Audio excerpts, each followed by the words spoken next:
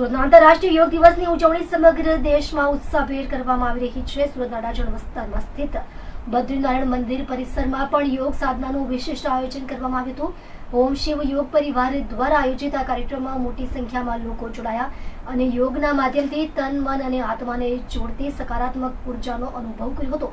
કાર્યક્રમની થીમ શાંતિ કા સૂત્ર योग से जीवन हेठળ योग द्वारा जीवन में शांति संतुलन અને સ્વસ્થતાના સંદેશો આપવામાં આવ્યા। અહેવાલ અનુસાર યોગાભ્યાસ દરમિયાન આસન પ્રાણાયામ અને ધ્યાનની વિવિધ ક્રિયાઓનું નિયમિત રીતે પાલન કરવામાં આવ્યું। આ કાર્યક્રમ લોક જાગૃતિ માટે એક સરાહનીય પ્રયાસ હતો અને યોગના મહાત્મ્યને ફરી એકવાર ઉજાગર કર્યો હતો। શાંતિ કા સૂત્ર योग से जीवनની થીમ પર યોગા કરવામાં આવ્યા હતા। મારું નામ શિવાની બેન મનોજભાઈ ઘીવાલા છે અને લગભગ હું 10 વર્ષથી યોગનો અભ્યાસ કન્ટિન્યુ ઓમ શિવ યોગ મારી સંસ્થા છે। અમારો મુખ્ય હેતુ છે કે ઓછી ફીમાં વધુમાં વધુ લોકોને યોગમાં જોડીએ અને આ દેશને એ લોકોની શારીરિક માનસિક ઉન્નતિ કરીને આ દેશમાં એક નાનકડો યોગદાન આપીએ। આ સંસ્થામાં એના માટે અમે ફીનું ધોરણ બહારના પ્રમાણમાં ખૂબ જ નહિવત ધોરણે રાખેલું છે અને એનો મુખ્ય હેતુ પણ એ છે કે લોકો જોડાય, કારણ કે થોડી પણ ફી નથી હોતી તો લોકોને આવવામાં રસ નથી રહેતો। એટલે મારો આજે આ મકસદ છે જે આટલી બધી સંખ્યામાં લોકો ઉપસ્થિત થયા છે તે પૂર્ણ થયો છે। ઘણી બધી બહેનોને ટિફિન બનાવવાનું છે તો પણ અહીંયા હાજરી આપી છે કે ના આજે અમારો દિવસ છે, અમારો પ્રોગ્રામ છે। તો મને બહુ આનંદ થાય છે કે બધી બહેનોને મેં એક યોગમાં જોડીને એક માળા પૂર્ણ બનાવેલી છે।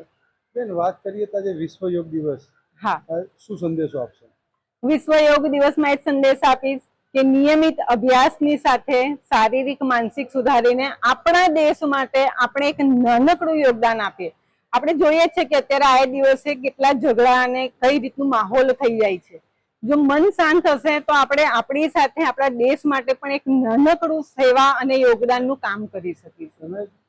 10 વર્ષના હતા ત્યારથી યોગ સાથે જોડાયેલા હતા ના 10 વર્ષથી યોગ સાથે જોડાયેલા છો, તો તમારા જીવનમાં શું પરિવર્તન આવ્યું અને બીજાના જીવનમાં શું પરિવર્તન લાવવા માટે તમે કામગીરી કરી? મારા જીવનમાં તો દિવસથી રાતનું જેટલું મોટું પરિવર્તન આવ્યું છે। નાની નાની વાતમાં ગુસ્સો થવો, પહેલા તો અમારા છોકરાઓની પર થોડું બર્ડન રહેતું હતું કે ના ભણવાનું છે, માર્ક લાવવાના છે, સોસાયટીની સાથે જ ચાલવાનું છે। જ્યારથી યોગ જોડાયું ત્યારથી વસ્તુ છૂટી ગઈ। તમને જે ગમે છે, જે લાઈનમાં જવું છે, જે ભણવું છે તે ભણો। એટલે પહેલું તો ઘરનું માહોલ એકદમ હળવું થઈ ગયું, કારણ કે બાળકોનું જે પ્રેશર રહેતું હતું એના લીધે ઘરમાં થોડું વાતાવરણ તંગ થઈ જતું હતું। એ માહોલ થયું એટલે મન શાંત રહેવા લાગ્યું। મને થયું કે મને જેવો ફાયદો થયો તેવું અમારે ત્યાં આવતી દરેક બહેનોને ફાયદો આપું અને લગભગ એમાં હું મોટા ભાગે સફળ થઈ છું। દરેક બેન, દરેક ભાઈઓ મને આ જ સંદેશ આપે છે કે અમારા ઘરનું વાતાવરણ પહેલા કરતા એકદમ આધ્યાત્મિક, સુંદર અને શાંતિપૂર્ણ બન્યું છે। બરોબર બેન, આપનો પરિચય? મુસ્કાન।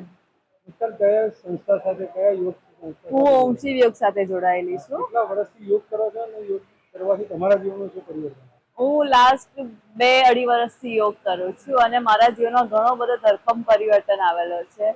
સ્પિરિચ્યુઆલિટીથી માંડીને ફિઝિકલી, ઇમોશનલી દરેક વસ્તુનું ધરખમ પરિવર્તન આવેલો છે। મારી આસપાસના લોકોને અનુભવ ફીલ થાય છે, એટલો બધો અનુભવ। યોગ નતા કરતા ત્યારનું જીવન અને યોગ કર્યા પછીના જીવનમાં શું થયું? યોગ વગર એટલું કે ને કે યોગ વગર જીવનનો કોઈ લક્ષ્ય જ નહીં હતો। ચલો ઉઠો, જાઓ, આવી જાઓ ફરી। અને યોગ કરવા પછી જીવનનો એક ઉદ્દેશ્ય મળી ગયો છે, જીવન જીવવાની એક નવી રીત મળી ગઈ છે।